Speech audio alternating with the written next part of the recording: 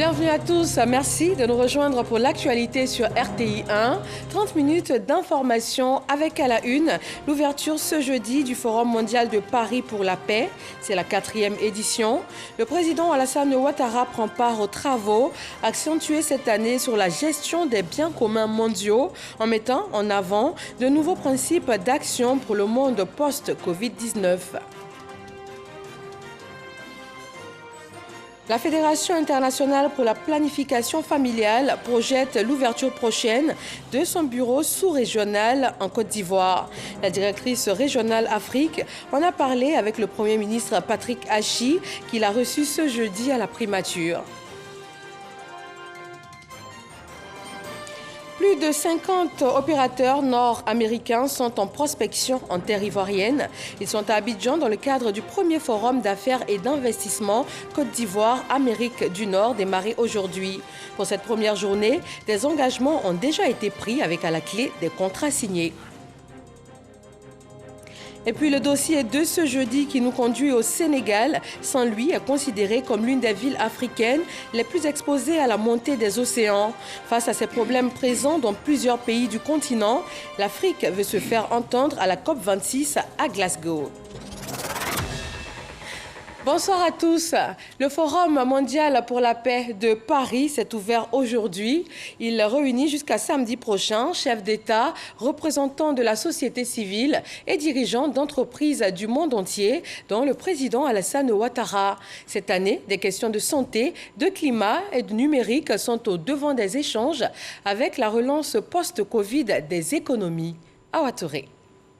Le Forum de Paris sur la paix est un événement annuel portant sur les questions de gouvernance mondiale et de multilatéralisme qui a pour thème cette année la réduction des fractures mondiales. Plusieurs chefs d'État, au rang desquels le président de la République Alassane Ouattara, participent à ce forum dont le coup d'envoi a été donné ce jeudi 11 novembre 2021 par le président français Emmanuel Macron et la vice-présidente des États-Unis Kamala Harris. Il s'agit de fournir une plateforme où se rencontrent les États, mais aussi les autres acteurs sur des sujets tels que le climat, la santé, l'économie sociale et les questions liées au numérique. Tous ces chemins, toutes ces actions que nous avons à conduire n'existent que dans la coopération internationale. Elles n'existent que par des partenariats nouveaux et une volonté d'être efficaces. Mais tout cela est aujourd'hui éminemment fragilisé par de nouvelles crises, de nouveaux bouleversements. Tout cela est aujourd'hui bousculé par de nouvelles fractures sécuritaires et géopolitiques qui sont en train de s'installer. Il nous faut maintenant adopter ces méthodes du multilatéralisme efficace pour relancer un agenda de contrôle des armements, de coopération entre les grandes puissances et de lutte contre la désorganisation du monde. Créé en 2018 à l'initiative de la France, le Forum de Paris sur la paix vise à instaurer un rendez-vous régulier des décideurs mondiaux à Paris en vue de faire avancer la paix par une meilleure gouvernance. De Paris à Yamoussoukro, la paix reste au devant de l'actualité. La Côte d'Ivoire prépare pour le 15 novembre prochain la journée nationale de la paix. Cette 25e édition démarre dans quelques jours, avec plusieurs activités, dont des réflexions scientifiques et des conférences inaugurales, avec pour leitmotiv « Osons la paix ». Et pour cette occasion, le ministre de la Réconciliation et de la Cohésion nationale, Kouadio Konan Bertin, nous a rejoint sur ce plateau. Bonsoir, monsieur le ministre. Bonsoir, madame. Alors, nous le disions tout à l'heure, le leitmotiv pour cette 25e édition, sinon, une idée forte que vous avez développée ce matin, Osons la paix. Pourquoi ce thème, Osons la paix? Est-ce que, c'est-à-dire qu'on n'y est pas encore? Vous voyez comme il y a cette coïncidence. Au moment où le président de la République de Côte d'Ivoire se trouve en Europe, principalement en France, pour parler de paix dans le monde, nous parlons de paix ici en Côte d'Ivoire. Nous sommes à la 25e édition de la Journée nationale de la paix. Osons la paix parce que voilà, plus de 25 ans quand même que la Côte d'Ivoire a expérimenté autre chose, mais pas la paix. Et pourtant, il faut nous la léguer comme notre seconde religion. Moi, depuis que je suis arrivé à la tête de ce département ministériel, j'ai fait le tour de toute la Côte d'Ivoire. il y a un constat et un seul. Tous les Ivoiriens aspirent à une seule chose, la paix. La paix pour nous-mêmes, la paix pour notre pays, la paix pour notre avenir et pour nos enfants.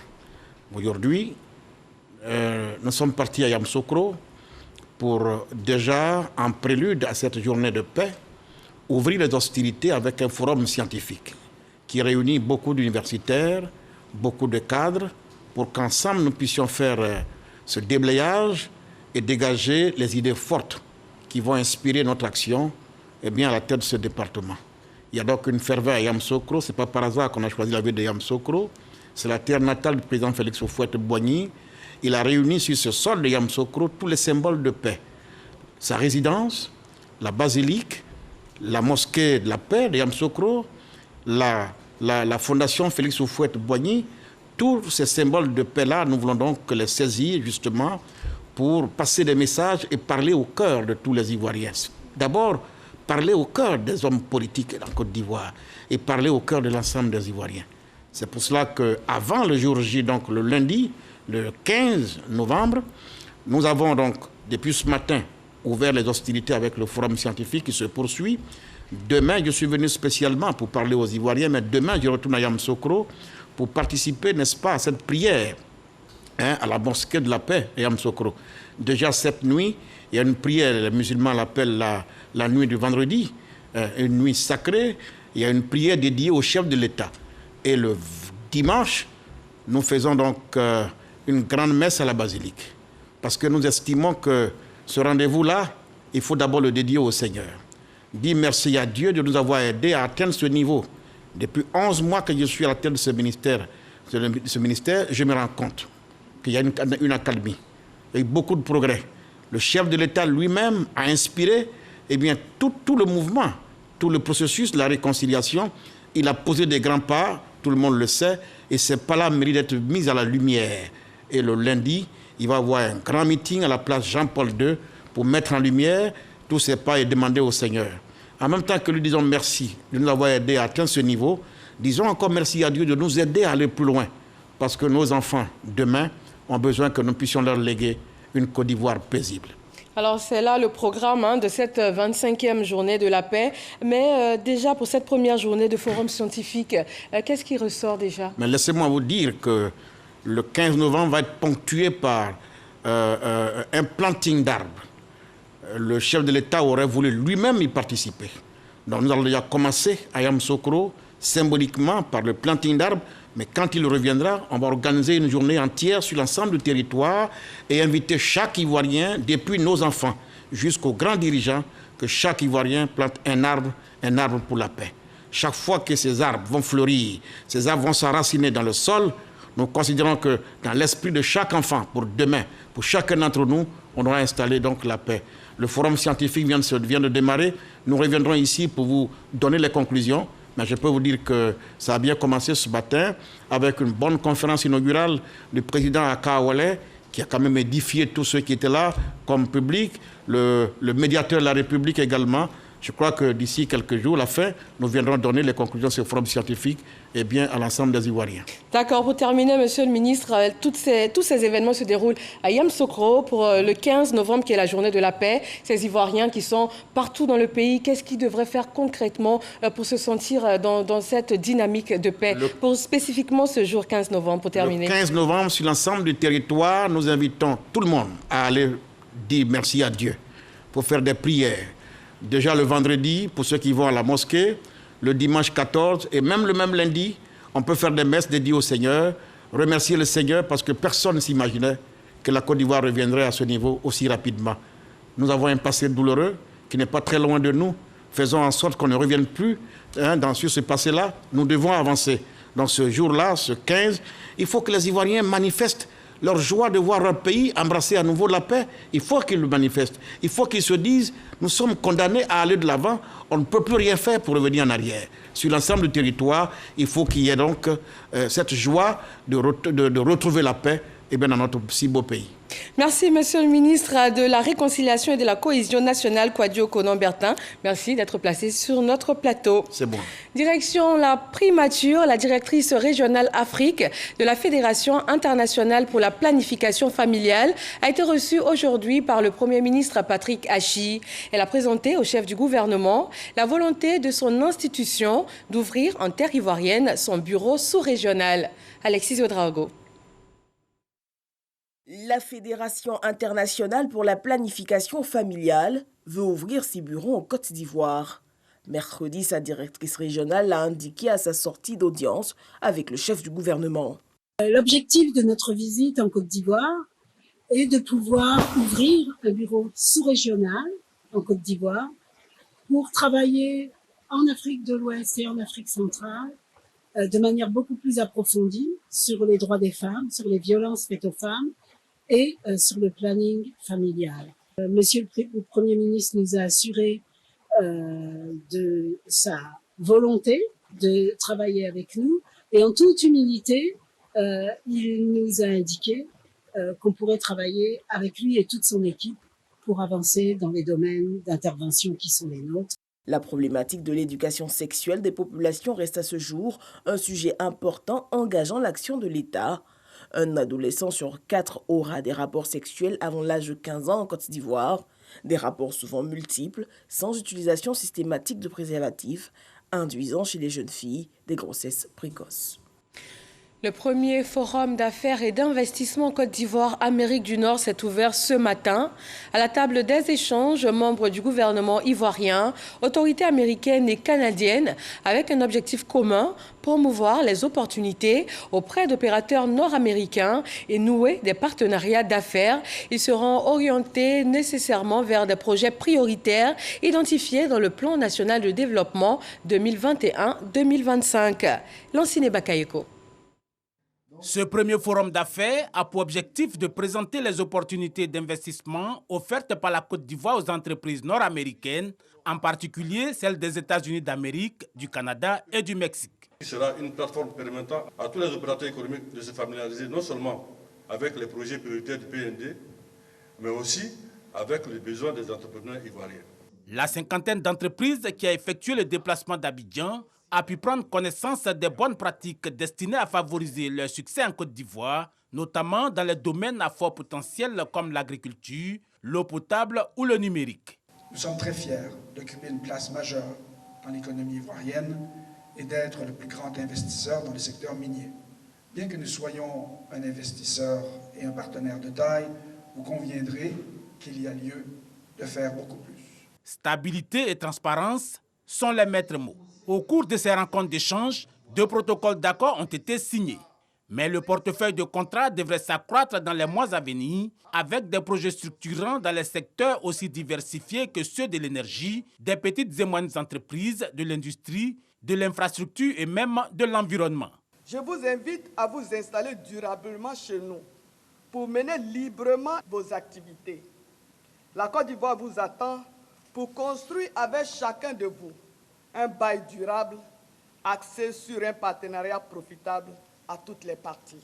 La diplomatie ivoirienne, qui met désormais l'accent sur le volet économique, magnifie la gouvernance du président Alassane Ouattara. Tous les leviers stratégiques sont aujourd'hui actionnés pour accroître l'attractivité de la destination Côte d'Ivoire. Ces performances économiques se traduisent en termes de bien-être et de progrès sociaux pour les populations. Notre PIB par tête d'habitants a doublé en 10 ans, faisant de la Côte d'Ivoire un acteur majeur et incontournable de l'économie de l'Afrique de l'Ouest. L'ensemble des initiatives nord-américaines devront s'inscrire dans le vaste programme national de développement 2021-2025. Un programme de développement qui vise l'inclusion de toutes les populations et dans la lutte contre la pauvreté. L'Afrique du Sud et la Côte d'Ivoire misent sur une coopération sud-sud. Une délégation du ministère de la Solidarité et de la lutte contre la pauvreté séjourne en Afrique du Sud avec l'appui du PNUD. Le choix de ce pays à titre de modèle n'est pas fortuit. Jean-Marc Djadji nous en dit plus. L'Afrique du Sud dispose d'institutions de protection sociale performantes, mais également les plus anciennes sur le continent, et essentiellement soutenue par des financements nationaux. La délégation ivoirienne pourra donc apprendre les bonnes pratiques en matière de lutte contre la pauvreté, d'action sociale et de solidarité dans un contexte où les vulnérabilités ont été accentuées par la maladie à coronavirus. C'est vrai que la Covid est venue avec des effets négatifs, mais le côté positif de la chose a amené chaque pays à réfléchir à comment s'auto-suffire. Il faut ce partage d'expériences entre les pays africains, mais il faut ce partage d'expériences entre l'Afrique du Sud et la Côte d'Ivoire. Je considère aujourd'hui comme le départ d'une longue mais belle marche. Une belle marche dans le cadre d'une coopération sud-sud, c'est aussi l'avis de son homologue sud-africaine. Le gouvernement d'Afrique du Sud soutient pleinement le développement et les aspirations de la Côte d'Ivoire. Et c'est de là que part la nécessité d'améliorer et élever les questions de développement social dans les agendas de nos pays, dans le cadre de notre réponse internationale à la Covid-19 qui a touché tous les pays. Je peux partager avec vous ici que, dans un laps de temps très court, mon ministère et ses entités ont mis en œuvre un programme de réponse innovant conçu pour préserver la dignité et le bien-être de notre peuple. Covid-19, inclusion sociale et économique des populations, gestion des sinistres et des vulnérabilités, les deux ministres ont exploré plusieurs champs de collaboration au cours de cette rencontre, qui est une première après la grande session mixte de coopération ivoiro-sud-africaine qui s'est tenue à Abidjan en octobre dernier. Autre rencontre internationale, la 41e session de la conférence générale de l'UNESCO. Le professeur Mariatou Koné a présenté le tableau de l'école ivoirienne avant de partager le programme gouvernemental en cours d'exécution pour une école plus performante. Elle a également traduit le soutien de la Côte d'Ivoire au projet de recommandation sur l'éthique et l'intelligence artificielle avant d'inviter la conférence générale à l'adopter. Envoyé spécial à Paris, Amadou Ouattara. La Côte d'Ivoire sur le podium de haut niveau à la 41e session de la conférence générale de l'UNESCO. Le pays, représenté pour l'occasion par la ministre de l'Éducation nationale et de l'alphabétisation, a exprimé la gratitude du gouvernement à l'UNESCO pour la bonne collaboration. Je voudrais, au nom du président de la République de Côte d'Ivoire, Son Excellence M. Alassane Ouattara, saluer l'œuvre humaniste qu'a accomplie l'UNESCO depuis 1946. Je voudrais, en ce moment précis, réitérer la gratitude de la Côte d'Ivoire pour la contribution de l'UNESCO à la promotion de l'éducation, de la culture et de la paix dans notre pays. La Côte d'Ivoire salue les appuis techniques et financiers apportés à l'Office ivoirien des parcs et réserves naturelles. En ce qui concerne le secteur de la culture, notre pays traduit sa reconnaissance à l'UNESCO pour l'inscription des mosquées de type soudanais dans le nord de la Côte d'Ivoire sur la liste du patrimoine mondial, le soutien constant à la protection et à la promotion de la ville historique de Grand Bassam. Remerciements certes pour les efforts déjà consentis, mais l'opportunité étant belle et favorable, Mariatou Koné sollicite encore d'autres appuis auprès de l'institution onusienne. La Côte d'Ivoire dispose de 3 chaires UNESCO, la chaire de bioéthique, la chaire culture de la paix et la chaire eau, femmes et pouvoir de décision. Mesdames et messieurs, nous avons soumis 2 demandes de création de chaires UNESCO, la chaire ERA, ville durable, et la chaire sur la prospective. Nous espérons que ces candidatures seront retenues. En attendant le discours officiel du président de la République, Alassane Ouattara, à cette même tribune, relativement à la célébration des 75 ans de l'Organisation des Nations Unies pour l'éducation, la science et la culture, Mariatou Koné a salué la désignation de l'ONG ivoirienne GEATIC, lauréate du prix Confucius UNESCO pour l'alphabétisation numérique 2021. Le ministre des Eaux et Forêts, Alain Richard Donvayi, est en Écosse pour la COP26. En marge des travaux, il a visité 2 sites naturels, le parc zoologique et le jardin botanique de Édimbourg, ville à 50 km de la ville portuaire de Glasgow. Kinibois et Grascando, nos envoyés spéciaux sur place. Édimbourg, capitale de l'Écosse située à 50 km de Glasgow. Dans cette ville se trouve le plus grand parc royal zoologique avec environ 3000 espèces animales. Pour s'imprégner du modèle de conservation de cette réserve naturelle, le ministre des Eaux et Forêts y a effectué une visite. L'initiative est appréciée par les gestionnaires. Nous sommes donc très heureux de la présence du ministre aujourd'hui qui montre un peu justement le renforcement des coopérations qu'on peut engager avec les pays tels que la Côte d'Ivoire et justement cette délégation ivoirienne est la bienvenue pour la conservation des animaux. Donc, partager les connaissances, les expériences sont également ce qu'ils recherchent au niveau du zoo d'Édimbourg et ils ont impatience justement de pouvoir développer ce type de coopération avec notre pays. À 8 km de ce parc zoologique, il y a le jardin botanique royal. Le ministre Alain Richard Donvayi a admiré la richesse de la diversité des plantes dans ce jardin. Parmi les 13 000 espèces se loge une plante d'origine ivoirienne appelée bégonia qui donne des fleurs. Sur ce second site, la présence du ministre a été aussi saluée. Je suis très heureux avec la visite du ministre et aussi l'ambassadeur parce que toute la vie a besoin des plantes et la conservation des plantes, c'est très important pour adresser le changement de climat et le monde. Et aussi assister la Côte d'Ivoire avec le jardin de plantes, jardin botanique à Côte d'Ivoire. C'est un plaisir, c'est très important pour le monde et aussi pour chaque pays. Le ministre Alain Richard Donvayi dit tirer beaucoup de ces différents sites. Nous avons pu voir à quel point nous avons des intérêts communs, surtout sur la partie éducative, très importante, et d'échange aussi d'espèces pour leur conservation. Ensuite, nous avons donc visité le jardin botanique d'Édimbourg, qui est situé sur un espace de 70 hectares, qui est vieux de 350 ans. Et donc nous avons pu constater à quel point les jardins botaniques ont une valeur éducationnelle et de conservation. Alors nous avons l'intention d'avoir des relations plus poussées avec le jardin botanique d'Édimbourg. C'est une volonté réciproque, donc d'échange d'informations, d'échange de connaissances.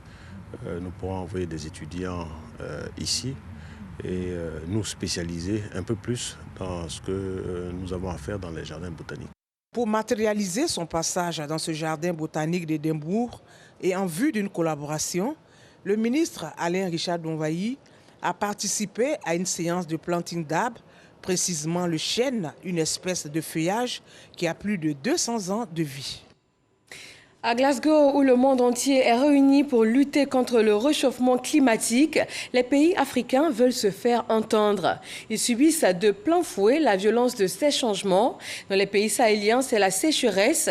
Et plus au sud, les pays côtiers sont confrontés aux inondations marines et fluviales. Le dossier de ce 20h nous conduit au Sénégal. Saint-Louis est considéré comme l'une des villes africaines les plus exposées à la montée des océans.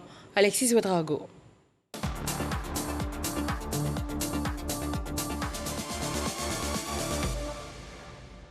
À la tribune de la COP26 en Écosse, les chefs d'État africains tirent la sonnette d'alarme. Les événements climatiques extrêmes comme les inondations et la sécheresse nous font perdre entre 3 et 5% de notre PIB chaque année. De plus, ils aggravent l'insécurité alimentaire et engendrent une concurrence entre communautés et entre pays pour l'accès aux ressources. Le continent est menacé par les effets du réchauffement climatique, bien qu'il soit le plus petit pollueur. Si les pays sahéliens sont menacés par la sécheresse et le sable qui enlise tout, les pays plus au sud sont eux confrontés aux inondations. Saint-Louis, l'ancienne capitale sénégalaise, est considérée comme l'une des villes africaines les plus exposées à la montée des océans. En 2019, le pays a lancé la construction d'une digue longue de 3 km, une barrière de rochers qui doit protéger la ville des assauts de l'Atlantique. Depuis plusieurs années, les habitants de la langue de Barbarie sont confrontés à une seule difficulté, c'est l'avancée de la mer. Mais depuis que ce projet a débuté, nous sommes devenus optimistes.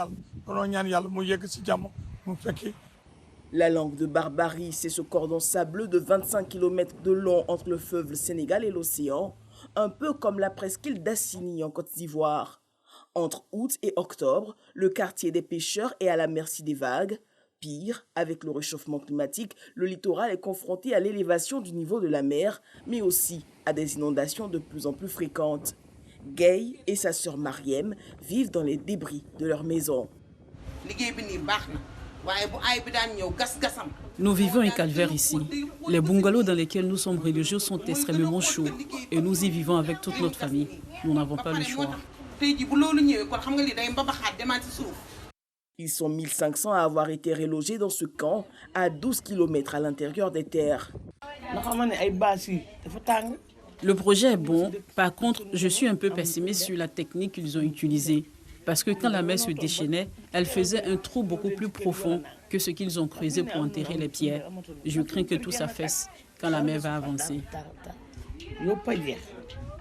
À terme, l'État prévoit la construction de 600 maisons à la place du camp. Plus de 10 000 personnes vont être déplacées pour dégager une bande de 20 mètres entre la digue et les premières habitations. Mais pour certains experts, les responsables politiques ne font que faire reculer le problème. C'est quelqu'un d'entre eux-mêmes qui m'a dit que c'est pour une décennie. J'ai dit que c'est assez du gaspillage. Comment on peut dépenser autant de millions d'euros pour nous, autant de milliards de francs CFA pour une décennie? C'est eux-mêmes qui le disent. La mairie de Saint-Louis retorque qu'elle a tout simplement dépensé autant qu'elle le peut. Le budget est estimé à 100 millions d'euros, financé en partie par la Banque mondiale. C'était ça l'objet, gagner au moins 20 mètres sur le trait de côte de la mer et ensuite libérer 20 mètres sur les maisons à partir du mur de protection, sur les maisons qui ont occupé cette voie, pour après, à la fin, avoir 4 mètres qui vont être reboisés et laissés aux populations pour les activités récréatives, mais qui ne sera pas habité. En 2015, presque 200 États s'engageaient à réduire les émissions de gaz à effet de serre. 6 ans après l'accord de Paris, l'ONU dénonce des promesses non tenues, notamment chez les grands pollueurs. Aujourd'hui, cette promesse est devenue obsolète, elle n'est plus d'actualité et pourtant les pays développés n'arrivent toujours pas à mobiliser les 100 milliards de dollars par an. Donc notre point de vue est désormais que nous devons aller beaucoup plus loin que les 100 milliards de dollars par an, qui ne sont pas un objectif de l'accord de Paris, parce que dans l'accord de Paris, il est mentionné que les 100 milliards de dollars sont un plancher. Selon l'ONU, le mois de juillet 2021 a été le plus chaud jamais enregistré sur la planète. L'Afrique subsaharienne est pourtant particulièrement touchée par les changements, avec des épisodes de temps extrêmes, des sécheresses, inondations et des effets secondaires de montée d'eau et d'insécurité alimentaire. La conséquence des changements climatiques sur les pays africains et les espoirs portés dans cette COP26 de Glasgow, un dossier signé Alexis Ouedraogo. Ici, en Côte d'Ivoire, dans la commune de Koumassi, la brigade d'investigation et de contrôle du ministère de la Construction a démoli hier mercredi un bâtiment R+3. Une démolition sollicitée par le propriétaire du bâtiment lui-même, car l'immeuble déjà incliné menaçait de s'effondrer. Chaque connaît. À première vue, ce bâtiment R+3 situé au quartier d'Ivo dans la commune de Koumassi a tout l'air d'un ouvrage normal et habitable. Et pourtant, l'immeuble ne donne aucun gage de sécurité. Il s'affaisse à un rythme effréné, comme dans un sable mouvant. Depuis un mois, les locataires et voisins ont reçu des mises en demeure pour libérer l'espace. Bien qu'informés, certains habitants nourrissaient le secret espoir que l'opération de démolition ne voit jamais le jour, quand d'autres ont pris la pleine mesure du danger. On n'a pas voulu trop entrer dans les détails, on a préféré ramasser les bagages et puis regarder le travail fait. Ils ont dit qu'en tout cas, ils ne nous chassent pas, nous qui sommes à côté. C'est juste, il faut éviter des désagréments en fait. Que si on peut se mettre quelque part, quand on finit, on va revenir.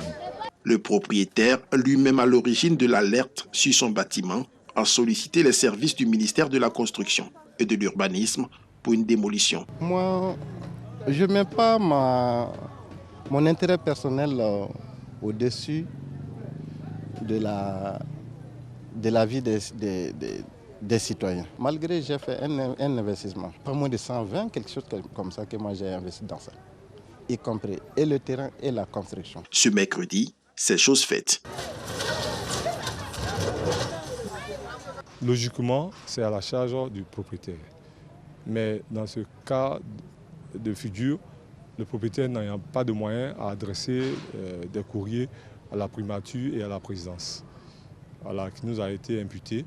Et le ministre a décidé de lui venir en aide en prenant en charge la démolition. Depuis le début de l'année, les missions de démolition au niveau du ministère de la Construction ont connu une hausse importante dans le district d'Abidjan. L'objectif à terme est zéro risque, mais surtout zéro effondrement. Sur un autre tableau, le ministre des Transports en visite de travail au port autonome de San Pedro. Il s'agit pour Amadou Koné d'évaluer les travaux des chantiers ouverts dans le cadre de la première phase d'extension et de modernisation du deuxième port de Côte d'Ivoire. Objectif, disposer d'un port autonome capable de traiter 50 millions de tonnes de marchandises d'ici à 2024. Le point de la maladie à coronavirus en Côte d'Ivoire ce 11 novembre.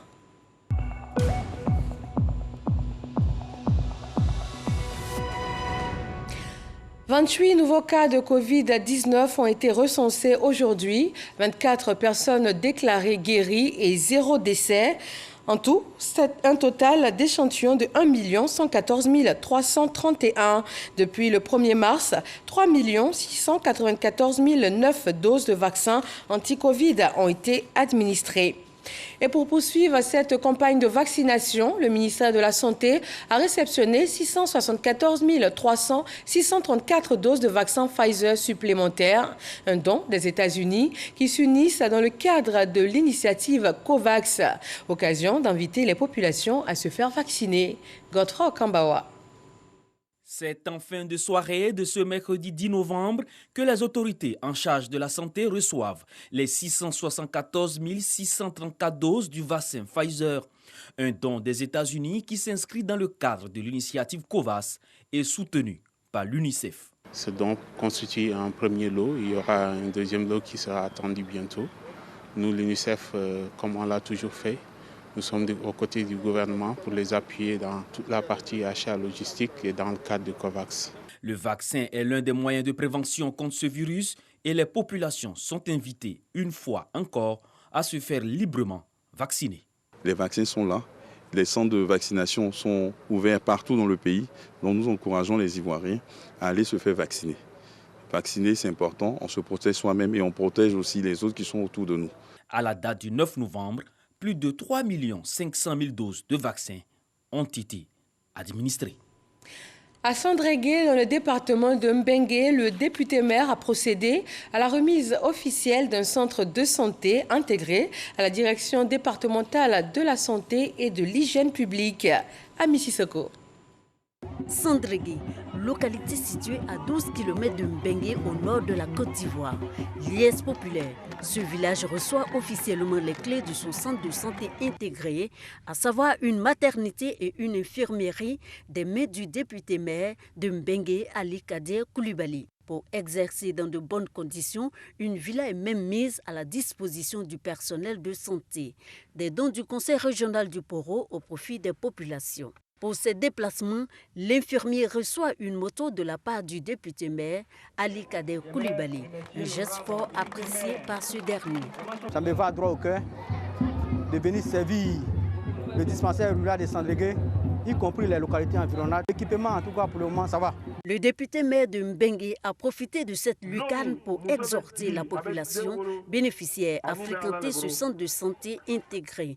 Il a également instruit ses administrés sur la nécessité de la scolarisation des enfants, en particulier des jeunes filles. Pour encourager les enfants à aller à l'école, il soutient la cantine scolaire de l'école primaire de Sandrégué avec des vivres pour tous les enfants inscrits au CEP1 pendant 3 mois. La santé et l'éducation font partie de ses priorités. En 2011, nous étions dans son village. Il y avait une école, un seul bâtiment, quelques poteaux électriques. 10 ans après, nous avons un groupe scolaire avec une cantine. Nous avons un château d'eau, tout le village est électrifié. Nous avons un centre de santé. C'est vrai que le conseil régional a donné les clés, mais nous nous sommes dit, nous avons dans le département 7 centres de santé qui ont été construits, soit par le conseil régional, soit par le ministère du pétrole, et également un bloc opératoire à l'hôpital. Nous avons dit qu'il était bon de trouver un moyen, un moment, de venir procéder à l'ouverture officielle de ces centres de santé.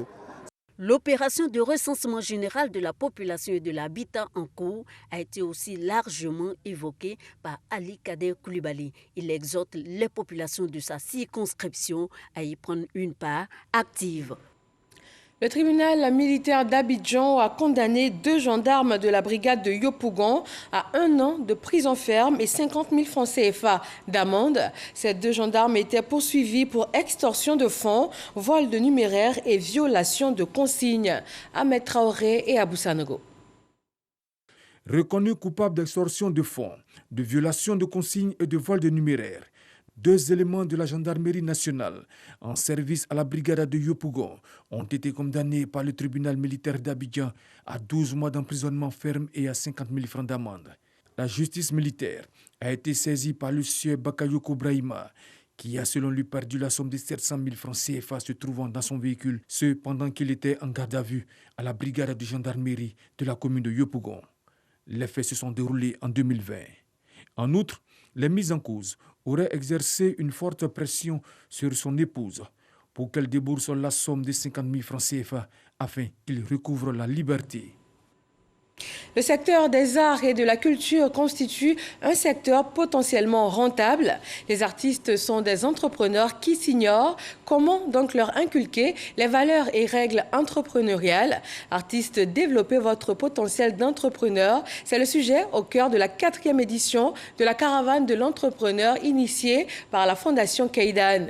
Plusieurs acteurs du monde du showbiz et de l'industrie culturelle ont participé au panel, une rencontre à l'attention des artistes et des étudiants de l'Institut national des arts et de la culture.